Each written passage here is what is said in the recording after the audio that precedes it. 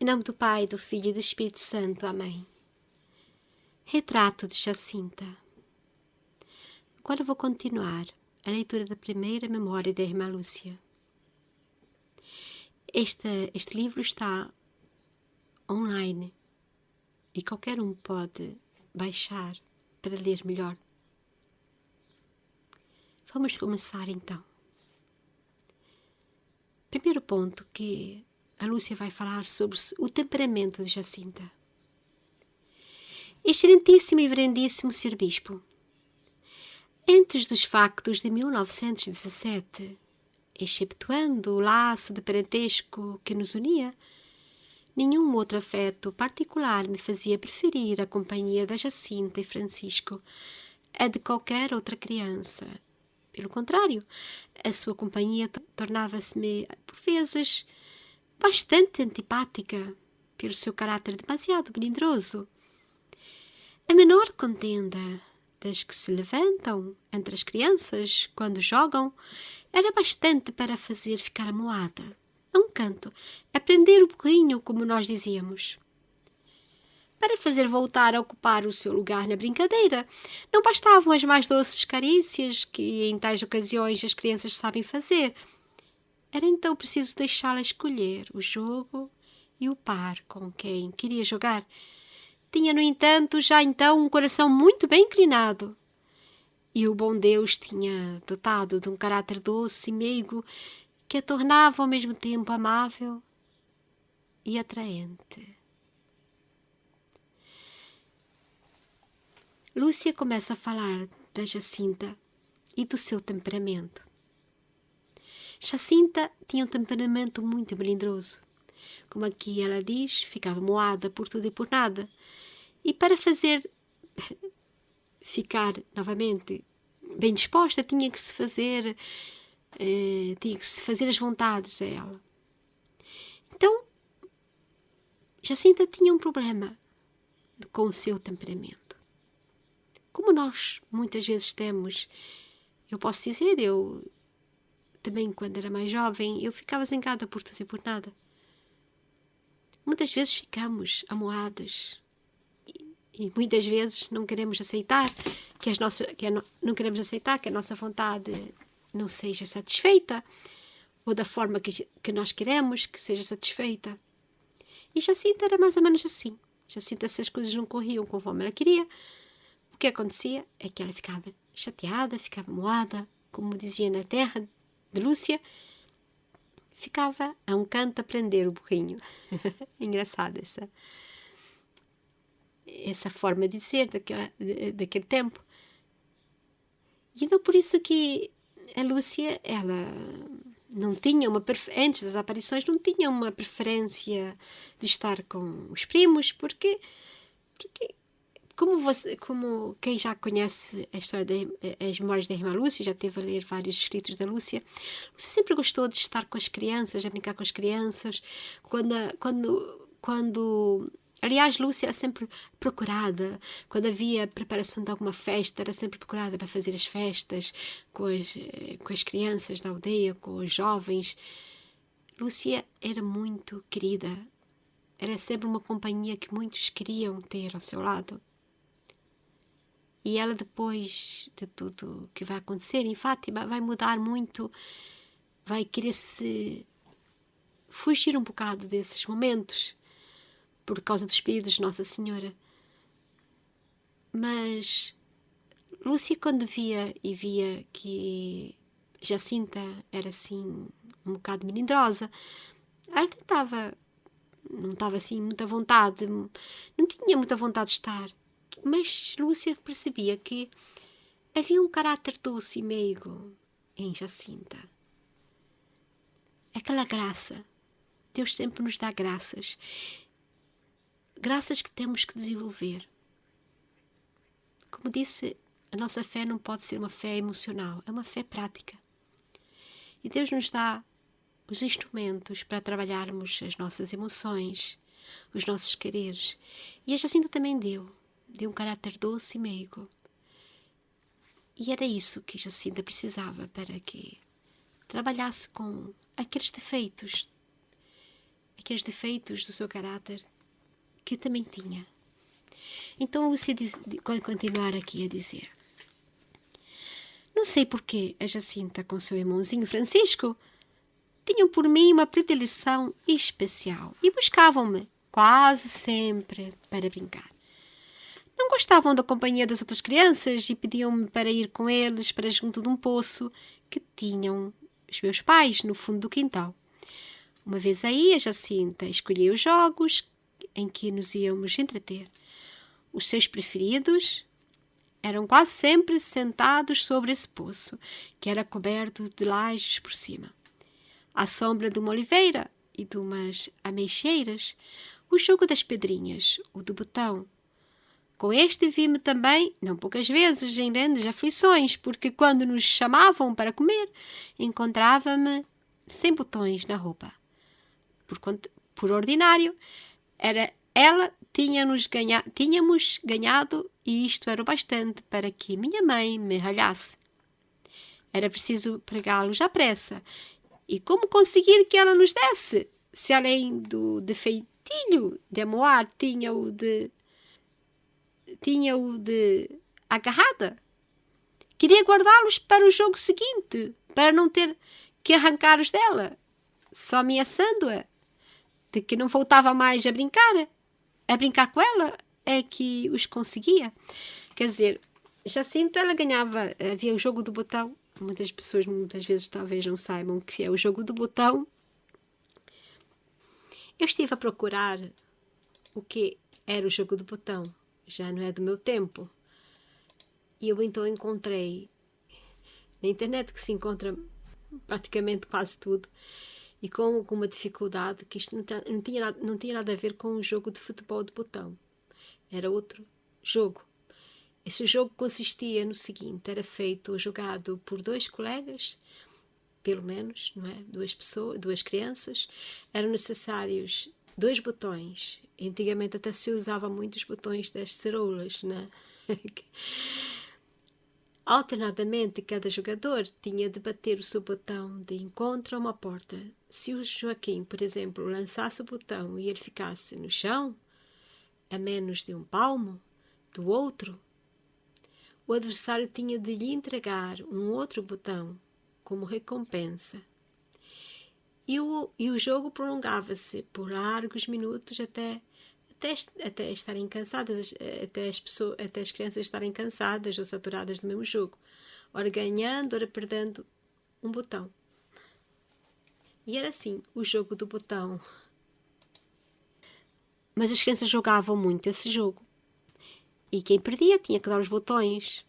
E Jacinta ficava com os botões todos, tanto até acho que também do Francisco. E a Lúcia, se chegasse em casa sem botões, a mãe dela lhe ralava, ainda mais naquele tempo, as coisas não eram assim tão fáceis como hoje, não é? Agora em qualquer lugar se encontra botões. Mas era preciso pedir com muita insistência, Jacinta, porque ela também se agarrava àqueles botões e dizia: não, eu já tenho aqui os botões, assim não preciso dos meus. Por isso, já estamos aqui a ver que a Jacinta tinha alguns defeitos de caráter que lhe faltava. Porque Jacinta não nasceu completamente santa, já pronta. Ninguém nasce pronto. Só Nossa Senhora é que nasceu imaculada.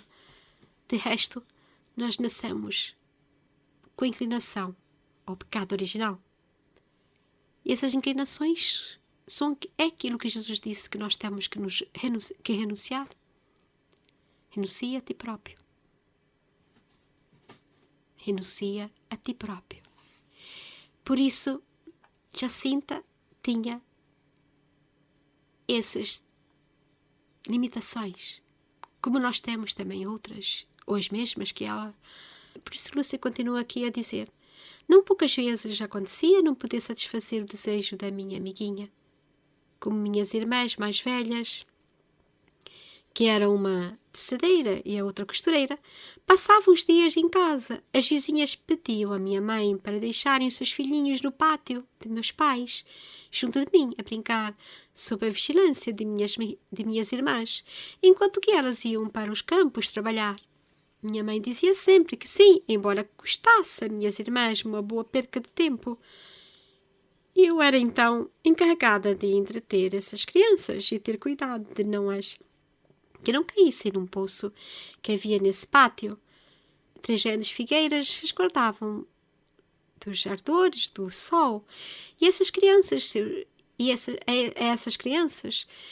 seus ramos serviam de baloiço e uma velha eira servia de sala para jantar. Quando nesses dias a Jacinta vinha com seu irmãozinho a chamar-me para o nosso retiro, dizia-lhe que não podia ir, pois minha mãe me tinha mandado estar ali. Então os 2 pequeninos resignavam-se com desgosto e tomavam parte na brincadeira. Nas horas da sesta, minha mãe dava a seus filhos a sua lição de doutrina, principalmente quando se aproximava a Quaresma, porque dizia: não quero ficar envergonhada quando o Sr. Prior vos perguntar a doutrina, na desobriga. Então todas aquelas crianças assistiam à nossa lição de catecismo. A Jacinta lá estava também. Então a Lúcia, como vocês estão a ver, ela era encarregada de ficar com as crianças, com os filhos das pessoas dali, dos vizinhos. Isto é uma lição para nós hoje em dia. Não existiam creches, não existiam lugares de tempos livres, não existiam nada disso. O que existia era uma boa vizinhança, uma vizinhança que confiava uma na outra. Então os pais deixavam aquelas crianças com a Lúcia, que já era um pouquinho maiorzinha, já tinha 9 anos, 8, 9 anos, e como as irmãs de Lúcia eram tecedeiras, estavam em casa, tecedeiras e costureiras, estavam em casa na maior parte do tempo, então elas estavam sempre de olho também, porque naquele tempo as pessoas cuidavam de seus filhos com todo o cuidado que deviam ter, com o mais precioso dos tesouros, porque elas percebiam que um filho era uma bênção. O filho era o maior tesouro de um casal, de uma família. Hoje compreendo porque que minha mãe e meu pai se preocupavam tanto comigo, com os meus irmãos, com quem nós andávamos, se íamos com boas companhias, se íamos a lugares bons, efetivamente bons, ou se íamos a lugares que não eram tão bons. Saber com quem andam os nossos filhos, as nossas crianças, era muito importante. Porque as pessoas tinham e sabiam bem que era nos primeiros anos de vida que se aprendia os valores da vida. E por isso é tão importante os primeiros anos de vida de uma criança. Porque ela aprende, como eu aprendi na escola, a criança como uma esponja. Absorve tudo que a cerca. Porque ela está em aprendizagem, nós não somos prontos. Os primeiros anos de vida de uma criança são muito importantes. Então os vizinhos sabiam quem eram os pais de Lúcia, sabiam como era a família de Lúcia, sabiam que podiam contar com eles e sabiam que com eles seus filhos estavam bem entregues, estavam bem guardados. Já repararam que Lúcia, ainda com 8, 9 anos, estamos a falar ainda antes das aparições, ou talvez 7 anos, já estava preocupada com o poço, porque muitas vezes, às vezes as crianças podiam cair no poço e ela estava preocupada que nenhuma criança caísse no poço. Então ela, ainda com 7 anos, ou 7 ou 8, tão nova, já tinha noção do perigo, daquilo que não devia fazer, daquilo que podia acontecer. Esta noção que nos ajuda sempre a sobreviver nos momentos mais difíceis. Por isso, esta primeira parte em que Francisco e a Jacinta queriam fazer o tal retiro com a Lúcia, e elas, quando chegavam ali, estavam aquelas crianças todas, e elas tinham que acabar por entrar na brincadeira das outras crianças. Já não podiam fazer as coisas à maneira como quando faziam, quando era somente os três: Lúcia, Jacinta e Francisco. E depois há aqui um outro pormenor. A mãe de Lúcia gostava muito de ensinar aos seus filhos a doutrina. O que é ensinar a doutrina? Para quem não sabe, é ensinar a dar catequese. Os pais são os primeiros catequistas de seus filhos. Os pais são os primeiros que devem ensinar o que é as coisas de Deus a seus filhos. Os pais não devem esperar o momento do catecismo, o momento de ir à catequese, para começar a ensinar, a dar a conhecer aos seus filhos quem é Deus. A doutrina católica. O que se acredita na Igreja Católica. Eu lembro que minha mãe, especialmente a minha mãe, gostava muito de falar de Menino Jesus. E mesmo no Natal não se falava em Papai Noel, nem nada dessas coisas. O que se falava era que Menino Jesus nascia e trazia-nos um presente. Era Menino Jesus que dava os presentes. Especialmente o presente do pai trabalhar para ganhar o sustento da casa. Dar saúde ao pai que traz o sustento para a casa. E desde cedo aprendi que Deus é que nos dá a graça de termos e sermos o que somos. Desde que nós também tenhamos consciência de que estamos a fazer a nossa parte. E por isso, a mãe da Lúcia tinha muito cuidado para que seus filhos soubessem a doutrina.